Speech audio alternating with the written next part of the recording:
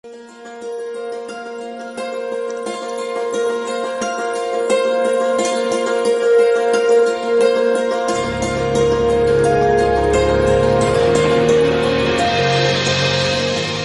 we're glad you're back for another session on this study of how it is we relate to money and material things. நாங்கள் திரும்பமாக வேத ரீதியாக பார்க்க உங்களை வரவேற்கின்றோம். Let's take a few minutes and review where it is we have been. நாம் எங்கிருக்கின்றோம் என்பதை திரும்பமாக நாம் பின்னோக்கி பார்ப்போம். Money is a difficult topic to talk about for most people in Christian leadership. பணம் என்பது கிறிஸ்தவ தலைமைத்துவத்திலே பேசுவதற்கு கொஞ்சம் கூச்சமாக இருக்கிற ஒரு கருத்தாகும். And people have all kinds of sayings that protect them from being in a conversation about money. பணத்தை குறித்து பேசினா அவர்கள் ஜனங்கள் என்ன சொல்வார் என்றால் இந்த ஆளு பேராசைக்காரன் என்றெல்லாம் சொல்வதனாலே நிறைய காரியங்கள் சொல்வார்கள் தப்பா. பேசின பணத்தை பற்றி பேசுற ஆளை பார்த்து தப்பா தான் பேசுவாங்க. Some people say what I do with my money is my business and my relationship with God. மேலும் அவங்க சொல்வாங்க என் பணத்தை வச்சு நான் என்ன செய்யறனோ அது எனக்கும் கர்த்தருக்கும் நீ யாரியா என்கிட்ட வந்து பேசுறதுன்னு கேட்பாங்க. The problem with that statement is that the money isn't theirs to begin with. ஆனா நாம் பார்த்தபடி உண்மையாவே என் பணம்னு ஒண்ணு கிடையாது. நானு எனக்கு இதெல்லாம் கிடையாது. வேற ரீதியா எல்லாம் அவருக்கு சொந்தம். Some people say it's none of my business what you do with your money. நீ என்ன செய்கிறாயோ உன் பணத்தை நீ என்ன வேணா செய்துக்கலாம் என்று சிலர் சொல்கிறார்கள். The reasons we give for being very private about money are destroyed as we begin to understand the biblical basis for money and material things. என்னுடைய பணம் எனக்கு சொந்தம், அதை செலவழிப்பது என்னுடைய உரிமை. நான் சம்பாதித்த பணத்தை நான் செலவழிப்பது எனக்கு உரிமையாக இருக்கிறது என்பது பற்றி நாம் பார்க்கும் பொழுது வேத ரீதியாக பார்க்கும் பொழுது ஆவிக்குரியபடி வேத ரீதியாகவும் உலக ரீதியாகவும் பார்க்கும் பொழுது கிறிஸ்தவனுக்கு எதுவும் சொந்தமில்லை, எல்லாம் கர்த்தருடையது. Scripture from the beginning to the end is loaded with comments about money and material things. நீங்க பார்ப்பீர்கள் என்றால் ஆதியாகமத்திலிருந்து கடைசி வரைக்கும் அடிக்கடி பேசப்படுகிறது. எல்லா கருத்துக்களை காட்டும் அடிக்கடி பேசப்பட்டு வருகிறது. பணத்தை குறித்தும் பொருட்களை குறித்தும் அந்தஸ்தை குறித்தும் ஐஸ்வர்யத்தை குறித்தும் பேசப்படுகிறது. If we are going to ignore what God says about money and material things, we are going to miss one of the significant keys to opening up Christian growth. நீங்க எப்பொழுது பணத்தை குறித்து பேச கூச்சப்படுகிறீர்களோ அல்லது தயங்குகிறீர்களோ அப்படி செய்யும் பொழுது ஆவிக்குரிய வளர்ச்சிக்கு முக்கியமான சாவி, முக்கியமான திறவுகோல் அதை விட்டு விடுகிறீர்கள். So we have looked at what Scripture has to say condensed into three basic facts. நாம் பார்த்தோம் வேத ரீதியாக இந்த வசனங்களை எல்லாம் மூன்று தலைப்புகளுக்கு கீழ் போடலாம் என்று பார்த்தோம். Fact number one is that God owns everything. முதல் உண்மை சத்தியம் என்னவென்றால் கர்த்தருக்கு எல்லாம் சொந்தம். So if God owns everything, that doesn't leave anything for me to own. இதனால் கர்த்தருக்கு எல்லாம் சொந்தமாய் இருக்கிறதுனாலே எனக்கு சொந்தமானது என்று நான் கொண்டாடத்தக்க காரியம் ஒன்றுமே இல்லை. என்னையே எனக்கல்ல. But I live in a world that loves to think they own something. ஆனா இந்த உலகத்தில் பார்ப்பீர்கள் என்றால், இந்த உலகத்தை சுற்று சூழ்நிலை பார்ப்பீர்கள் என்றால் என்னுடையது, என் சொந்தம், என் பந்தம், என்னுடைய சொத்து என்றுதான் சொல்கிறார்கள். Pride of ownership is a highly valued value. இந்த உலகத்தை படி பார்க்கும் பொழுது இந்த என்னுடைய பொருள், அதை நான் பாதுகாப்பேன், அதை நான் விருத்தி செய்வேன் என்ற எண்ணம் தான் அடிப்படை தத்துவமாக இருக்கிறது. நான் வளர்ச்சி அடைய வேண்டும், எனக்காக இந்த உலகம் இருக்கிறது என்ற எண்ணம் தான் பலரிடத்தில் இருக்கிறது. But it's also a false value. ஆனால் இது தவறான கருத்து. Because God owns everything. ஏனென்றால் எதுவும் உனக்கு சொந்தமில்லை, எல்லாம் கர்த்தருடையது. And yet I have some things in my possession. ஆனா எனக்கு கர்த்தர் நிறைய காரியங்களை கொடுத்திருக்காரு. How am I to think about them? அதை குறித்தெல்லாம் நான் என்னத்தை யோசிக்கிறது? And that leads us to the second fact. அது இரண்டாவது கருத்துக்கு அல்லது உண்மை சத்தியத்திற்கு கொண்டு வருகிறது. இரண்டாவது, Since I am not an owner, what am I? நான் எஜமான் அல்ல, என்னுடையது அனைத்தும் அல்ல, ஆனால் நான் யார் என்ற பொருள் இருக்க அவர் கொடுத்திருக்காரு. I am a manager of somebody else's resources.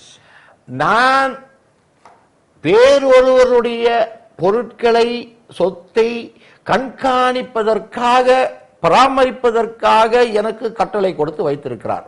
And that's where we get the word steward. அதன் வழியாக தான் உக்ரானத்துவம் என்ற வார்த்தை வருகிறது. A steward is one who manages resources that belong to somebody else. உக்ரானக்காரன் அல்லது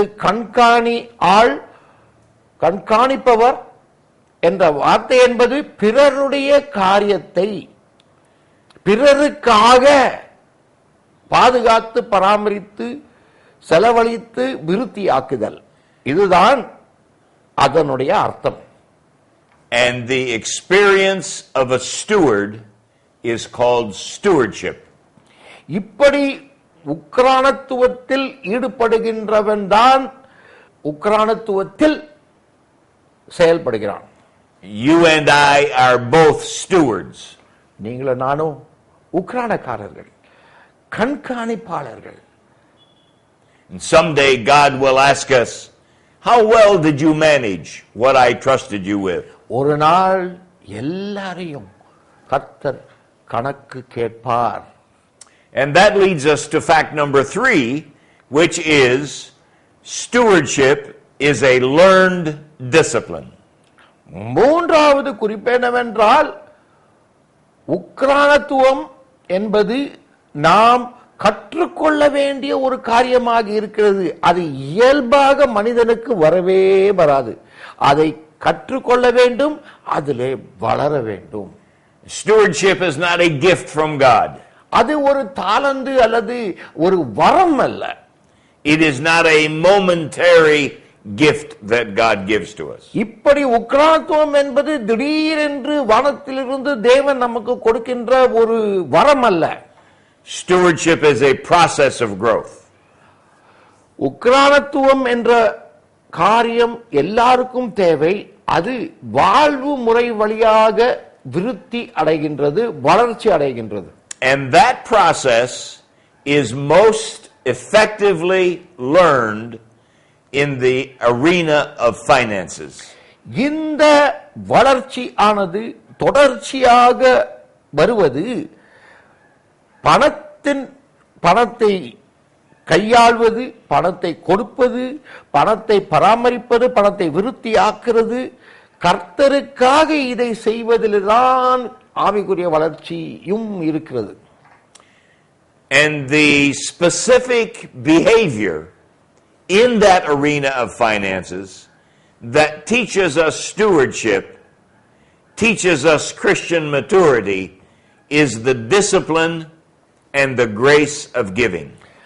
நாம் இப்படி பணத்தை யோசனை, அது என்னதல்ல, கர்த்தருடையது, அதை நான் அவருக்காக அவருடைய சித்தத்தின்படி செலவழிக்க வேண்டும் என்ற அந்த எண்ணமானதுதான் உக்ரானத்துவத்திலே நம்மை வளர்க்கிறதாக இருக்கிறது.